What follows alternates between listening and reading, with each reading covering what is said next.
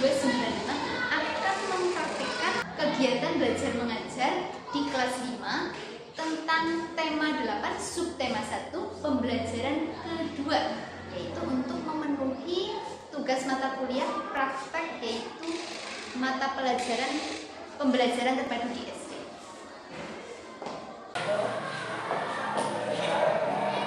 Selamat pagi anak-anak.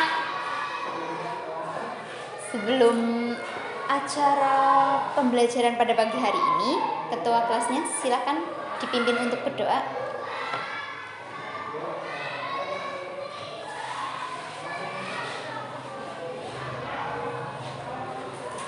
Bagus banget ya Mas Deska memimpinnya. Bu Guru mau absen dulu nih. Siapa ya yang nggak berangkat?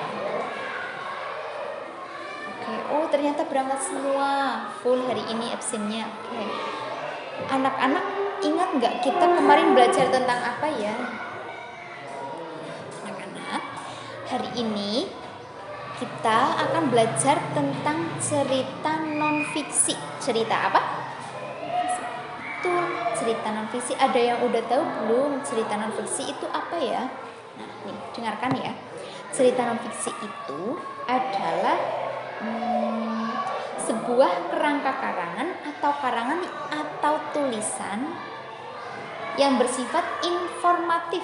Nah, penulisnya mempunyai tanggung jawab atau kebenaran dari peristiwa atau orang, informasi yang akan disampaikan. Oleh karena itu, ketika sedang merangkai kerangka isi cerita, non-fiksi itu sangat dibutuhkan penelitian ketat berdasarkan informasi, data-data yang akurat dan kebenarannya atau fakta suatu peristiwa tersebut.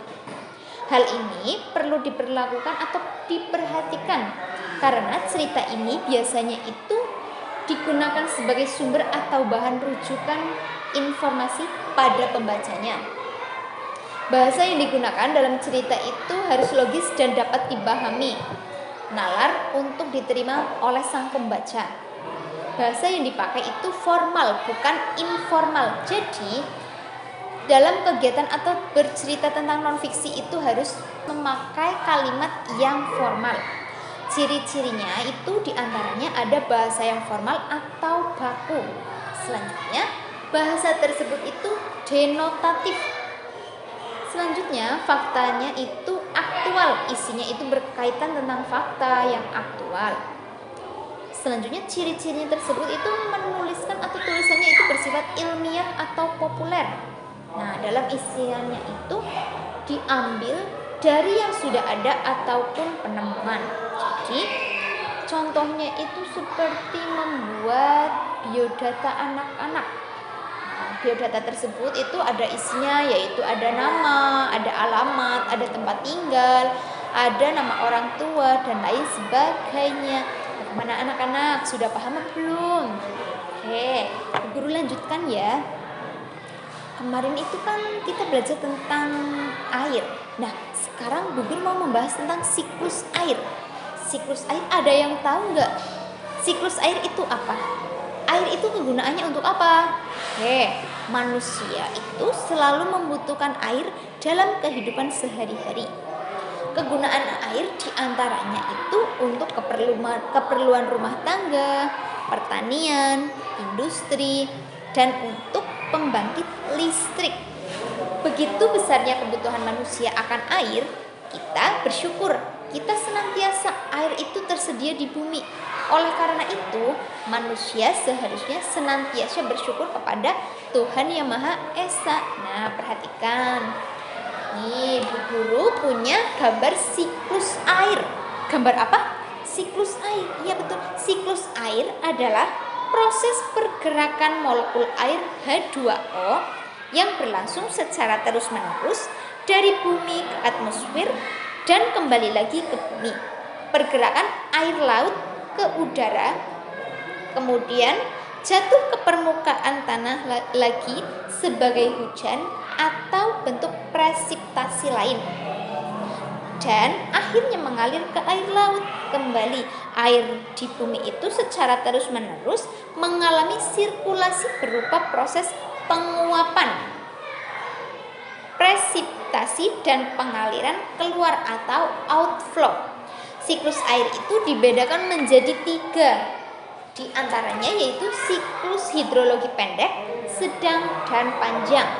Terjadinya siklus air itu dimulai sekitar 3,8 tahun lalu, 3,8 miliar tahun lalu, yang ketika hujan turun itu di bumi dan membentuk lautan. Hujan terbentuk dari uap air yang keluar dari magma cair di inti bumi. Energi matahari membantu menggerakkan siklus magma atau siklus air, dan gravitasi bumi mencegah air di antaranya, yaitu mencegah air di atmosfer lepas dari bumi. Coba dari pelajaran siklus air ini ada yang mau bertanya? Oke, silakan. Penyebab terjadinya siklus air itu matahari menjadi salah satu sebab terjadinya siklus air atau perputaran air. Siklus air itu membawa air dalam bentuk uap air melalui atmosfer sebanyak 495.000 kubik kilometer. Nah, di dalam siklus air itu Bu Guru punya contoh lagu syair, yaitu Air Terjun. Nah, sebelum kita melanjutkan ke pembelajaran air terjun tersebut, atau setelah siklus air, kita akan belajar tentang tangga nada. Apa sih yang dimaksud dengan tangga nada? Tangga nada merupakan unsur penting dalam musik. Tangga nada ibarat sebuah kerangka untuk menghasilkan ide, melodi, dan menentukan not apa yang akan dimainkan dalam musik. Terdapat 3 jenis tangga nada, yaitu tangga nada diatonis, tangga nada pentatonis, dan tangga nada kromatis. Yang pertama, Bu Guru akan jelaskan tentang tangga nada diatonis. Tangga nada diatonis itu memiliki 7 not atau nada dalam 1 oktav. Contohnya yaitu ada do, re, mi, fa, so, la, si, dan do. Do, re, mi, fa, sol, la, si, do. Anak-anak mungkin sudah pernah menyanyikan lagunya. Dan contoh alat musik untuk tangga nada dengan tangga nada diatonis, yaitu ada piano, ada organ, ada harmonika, ada pianika, dan seruling. Tangga nada diatonis itu terbagi lagi menjadi 2 jenis, yaitu diatonis mayor dan diatonis minor. Tangga nada diatonis mayor memiliki susunan nada do, re, mi, fa, sol, la, si, do, atau kita gabung lagi atau dengan C, D, E. Setelah itu ada F, G, A, B, dan C. Nah, di dalam itu terdapat contoh lagu yang menggunakan skala diatonis mayor, yaitu ada Berkibarlah Benderaku, Bangun Pemudi-Pemuda, Hari Merdeka, Maju Tak Gentar, Indonesia Raya, dan Balanku. Selanjutnya, tangga nada diatonis minor, yaitu yang diawali atau diakhiri dengan nada la, atau dengan huruf kapital A. Huruf apa? Kapital A, iya betul. Serta memunculkan suasana melankolis, hikmat, atau sedih. Contoh lagu dengan tangga nada diatonis minor itu ada Tanah Airku, Mengheningkan Cipta, Ibu Pertiwi, Gugur Bunga, Bintang Kejora, Ambilkan Bulan, Kasih Ibu, Bubui Bulan. Selanjutnya, tangga nada pentatonis. Tangga nada pentatonis merupakan tanda nada yang menggunakan 5 nada pokok. Tangga nada pentatonik terdiri atas 2 jenis, yaitu pentatonik peluk dan pentatonik slendro. Pentatonik biasanya digunakan untuk musik tradisional Cina dan Jepang, rock and roll, dan blues dan Tak Jarang Lagi atau lagu pop. Pentatonik peluk memiliki susunan nada 1, 3, 4, 5, 7, dan 1, atau sama saja dengan do, mi, fa, sol, si, do, atau sama dengan C, nada E, F, G, B, C.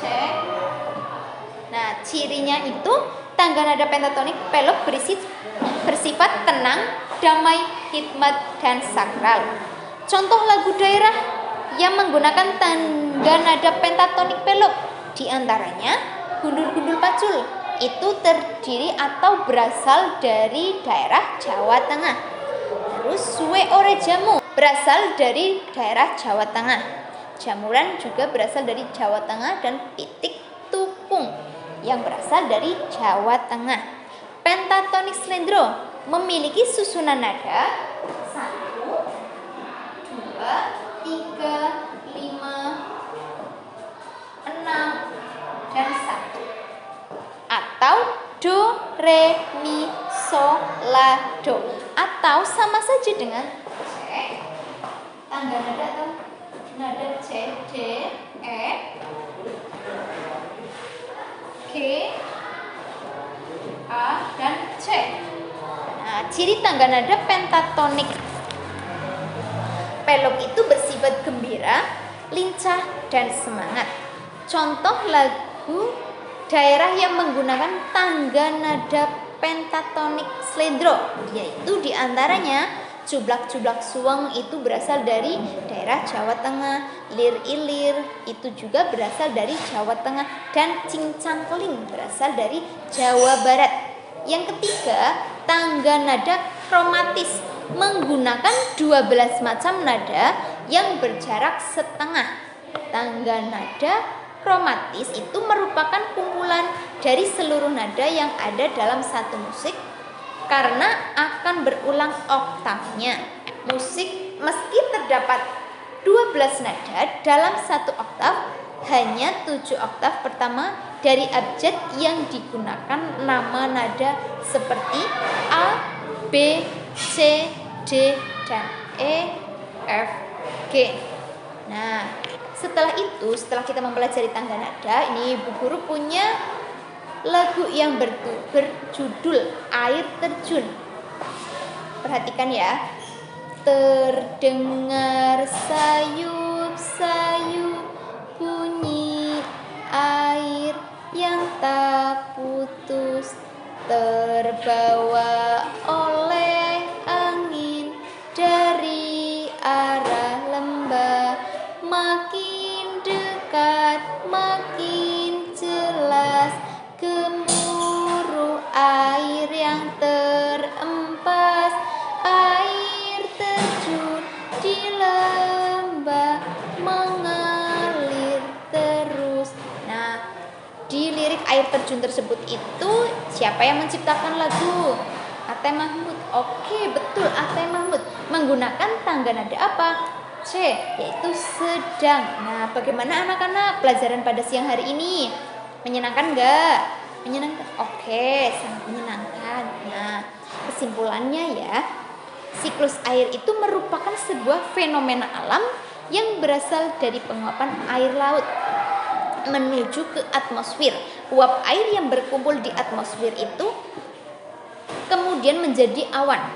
Dengan bantuan angin, awan dan tersebut didorong ke tempat yang dikehendaki. Kemudian saat mencapai tempat yang dikehendaki, awan tersebut kemudian berkondensasi sesuai dengan suhu yang terdapat di tempat turunnya air tersebut. Air tersebut itu dapat turun berupa cairan maupun es. Nah, gimana anak-anak? Ada yang mau ditanyakan? Oke, Bu Guru kasih tugas untuk PR besok anak-anak. Nanti malam anak-anak mengerjakan atau membuat gambar siklus air. Dikerjakan nanti malam, besok dikumpulkan tepat waktu. Pokoknya Bu Guru tidak mau alasan anak-anak ketinggalan Bu, belum dikerjakan Bu. Bu guru nggak mau dengan alasan seperti itu. Pokoknya nanti malam dikerjakan, besok dikumpulkan. Siap anak-anak? Sebelum pembelajaran kita tutup pada siang hari ini, baca hamdalah daftar lebih dahulu yuk bersama-sama. Ketua kelasnya silahkan untuk memimpin doa.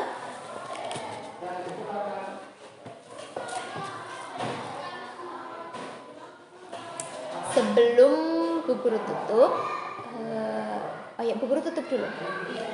Mohon maaf apabila ada salah yang disengaja dari Bu Guru maupun tidak disengaja. Billahi taufiq wal hidayah. Wassalamualaikum warahmatullahi wabarakatuh. Sebelum pulang, Bu Guru mau kasih tebak-tebakan dulu. Perkalian mau? Oke, siap. 9 dikali 9. Oke, kamu boleh pulang. 7 dikali 8. Oke, silahkan pulang. 5 dikali 8. Oke, silahkan pulang. Terima kasih.